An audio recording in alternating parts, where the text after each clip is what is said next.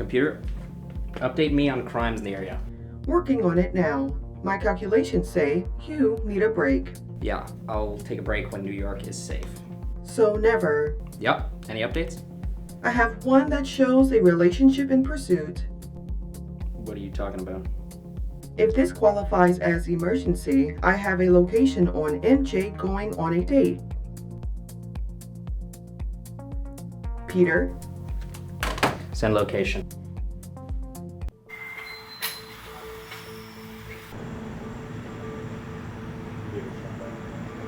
I thought it was a good movie. It was. Hey, watch it, man. I'm sorry. Yeah, watch it. Spider-Man. Stepped out of my zone. I had to get out all alone and figure it out on my own. And I know what I really want now. Can't stop me, can't. Now that's how you supposed to drive. From now on, that's how you drive. Welcome back to my channel. Shout out to those guys for helping me with that. It was not easy. I know I said this would be Thursday. I'm hoping it is Thursday. Nope. But just in case it's Friday. Nope. We've had some major disasters, thunderstorms, tornadoes. I'm trying to keep my own community afloat and trying to make sure everybody is safe. A lot has been going on for the past few weeks, starting from July. So if I don't get videos out, it's not that I don't have the time. Usually it's now, I don't know if I'm gonna have power. So I'm just praying for the families and everybody affected. My family hasn't thankfully been affected as far as like anything damaged, but I can't say not everyone is unscathed. So it's a lot going on. Thank you for your patience. Spider-Man, brand new day. We out here. Now, I'm not going to do a spoiler. The movie is still out. It's doing incredible right now. Go see it. I'm not going to say a word. I'm just going to give you some overview, some information, and let's get into this video. Let's get into this statistics. Rotten Tomatoes is at 90%. IMDb is 8.1 out of 10. Letterboxd is 4.1 out of 5. Budget for this was $225 million.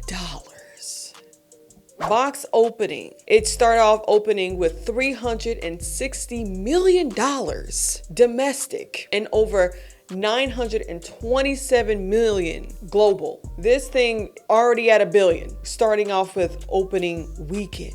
And I was there. I'm not even kidding you. I went to the first day opening. Thankful to report, not too many crazy kids, not too many craziness going on. Respecting that. I am going to say I was a hypocrite. Rule number 2, crunching of chips, popcorn, ruffling of bags. Not allowed. Please, please.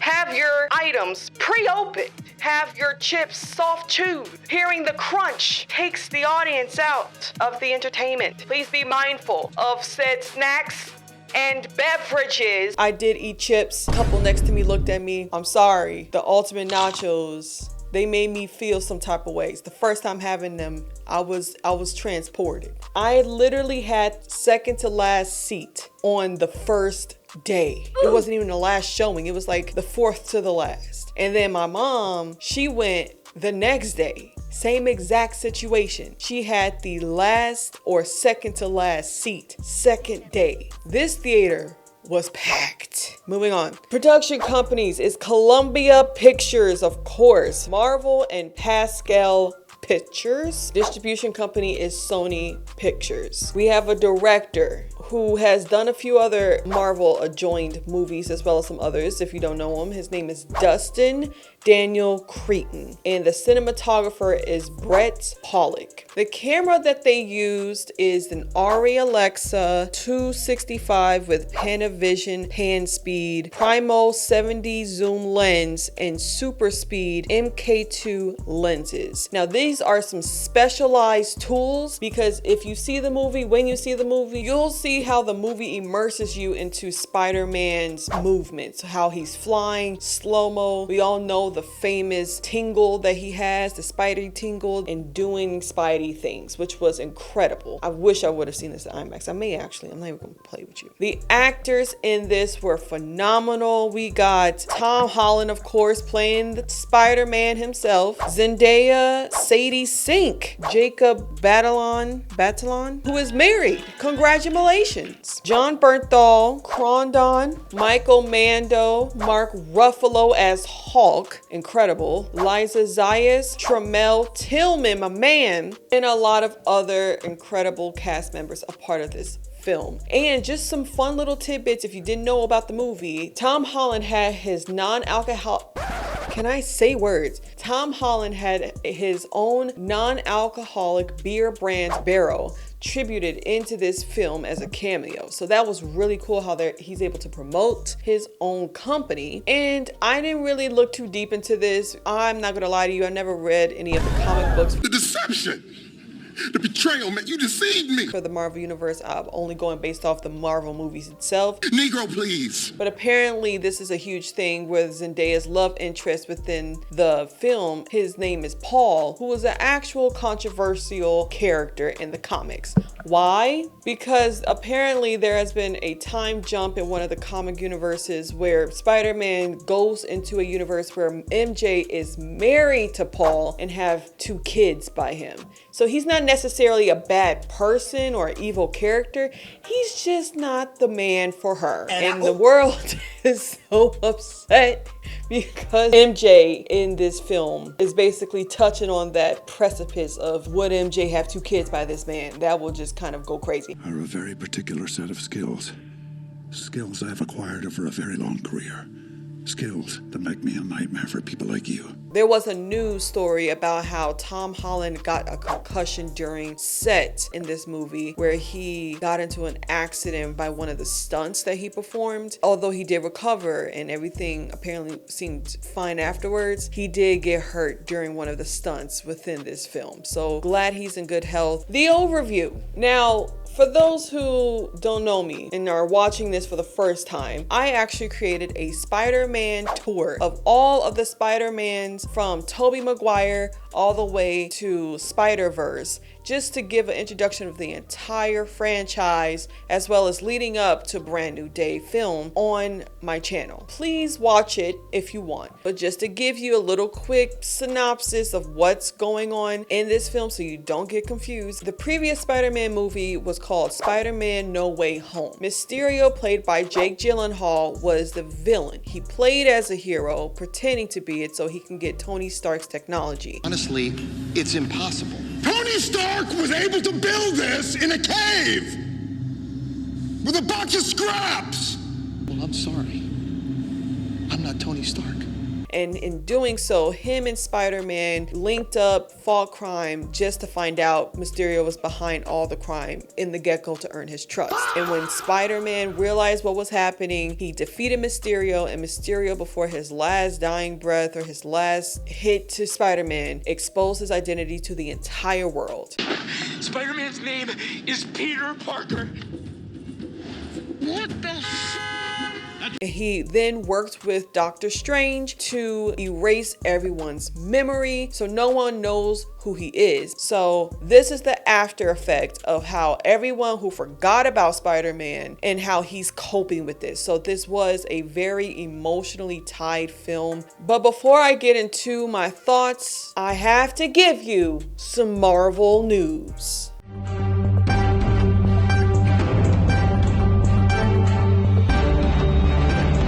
Now this is just a segment where I'm just going to go over some Marvel topics that are circulating the internet because it is relevant what's going on in the Marvel universe. There has been some backlash on the Marvel Corporation where several Black-led hero films and TV show has been canceled. Those include Blade, The Kang Dynasty, Wonder Man Season 2 was canceled, as well as Armor Wars, and there was even a Midnight Angel spinoff from Wakanda from the Warriors having their own separate show. That was also canceled. And so this has circulated the Marvel news of them being racist based on these being black-led hero films. I will say I have done some extensive research into understanding what was going on, and according to what they put out, the publicist of this situation, they claim that they are scaling back from constant superhero films being put out, giving people superhero fatigue, refocusing streaming priorities, being in development purgatory, meaning they're constantly rewriting scripts, which made it harder for stories to come out, and having creative differences. There have been some labor strikes. They're also doing an internal restructuring by pulling back from live action TV and reevaluating budgets, because a lot of films and TV shows they've been putting out there have not gotten rave reviews, and that has been putting a lot of strain on their revenue and monetary to put funds in other projects because they're not getting the return on their investment. One thing I will say is, and this is all my personal opinion, I completely understand them wanting to restructure their entire industry. If anything, I get how trying to continue a saga after such a very strong ending that would have been after Endgame, you're trying to make something dead come back alive, and it's not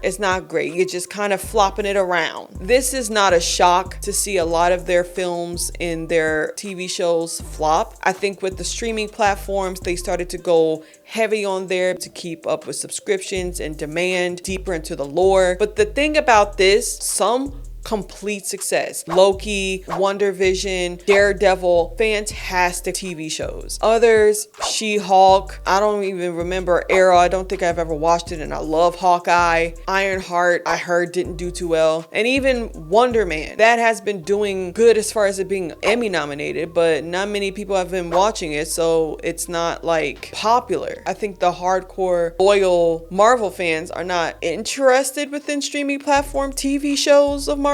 I think we kind of just mourned Endgame, and then they're trying to put up these other things. I'm not going to say that this is 100% racially targeted of taking away black heroes, but I will say it's not a good look. I think that they literally should have kept Blade. I've talked to a few people and seen a lot of comments. A lot of people wanted to see Blade. That was a big film back in the 90s, and it was going to be recreated in the Marvel universe. I think a lot of people was excited to see that. Black-led heroes movies were successful. I mean, you have Black Panther generating $1.3 billion, Wakanda Forever generating $859 million. On top of that, the Spider-Verse movies, being a Black Latino for 1 and 2, nearly $1 billion combined. So it's not that Black-led hero films are not successful. They 100% are, and there's proof of that. It's not a lot of representation within Black-led superheroes, but I understand them trying to restructure because of the low ratings, thrown money into these films and TV shows that are not doing well at all. And just to give you a little statistics, just from a few Marvel movies that flopped, Ant-Man and Wasp, their budget was $388 million. The box office, $476 million. Barely touching the surface of what they put in. Captain America, Brave New World, their budget was $350 million. What they made, $413 million. The Marvels, their budget was $270 million.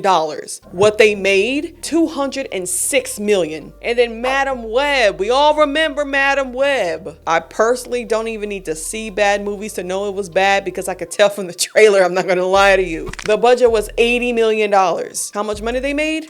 $100 million. I can understand them trying to revamp, because they're like, we're wasting millions here. The cancellation of these films have been made by corporate, apparently, and I completely get it. I will also say there has been other projects that have not been launched yet, but has not been confirmed as canceled. For example, Strange Academy, where Doctor Strange is apparently teaching youngsters about magic. That has actually been in the works. It has not been greenlit to be produced, but that has not been confirmed as canceled. Terror Inc. That has also been shelved, not canceled. I really liked this series Moon Knight. It was incredible. It was honestly going to be my top 3 favorite superheroes just based on the lore itself. The chaos.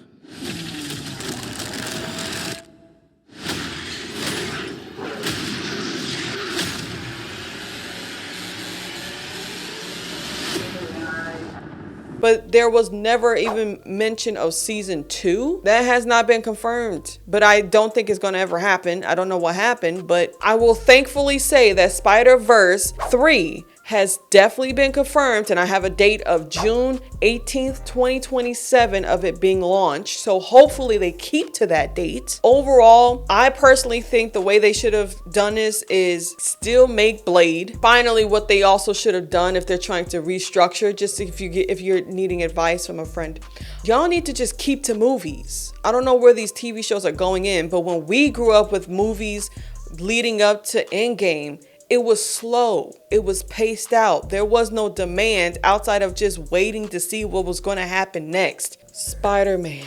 How can I put this into words? I mean, he was like, pew, pew, pew, pew. And then she was like,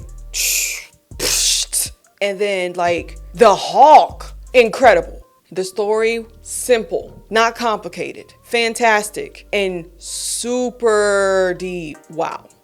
Chills. Some chills, but chills. Now, the villain here, this is the third Jean Grey. This film is connected to X-Men. And so now this movie has acquired that universe. I mean, MJ, you know what's funny? I actually did shed a few tears, but it wasn't even the parts that I should have shed tears in. I shed tears at the very, very end. The relationship between Spider-Man and Punisher, iconic. I am so happy with the Hulk in this. It's kind of like you wanted to see more. I wanted to see more of Hulk. I'm like, yes, give me a Hulk movie now. They played with my emotions. She was like, da-da-da. And then they was like, I was like, oh, and oh, oh. You tapping into mad emotions, ma'am. I was mad. I was mad for him. And then she said, but then him and Ned. Overall, fantastic film. I give it a big 4 out of 5 stars. Finally, something that I feel like excited to see. Although I was disgusted at the end credits. First of all, it took way too long. Second of all, it made no sense. I will be remiss if I didn't mention there was also another news regarding this particular film where a Christian talked about how she left the movie halfway, being convicted by God, saying that this practices astral projection. I 100% agree where if God convicts you in a film to leave, listen to what God is trying to tell you, because I had the same exact feeling when I watched Disclosure Day. So I 100% understand. And I will say too, because I did a research on this, that this is again stemming from X-Men, where it's a third generation of this character. So it's not like it hasn't been done before, but I think it's been done in a way where it can look appealing to people who will want to practice astral projection.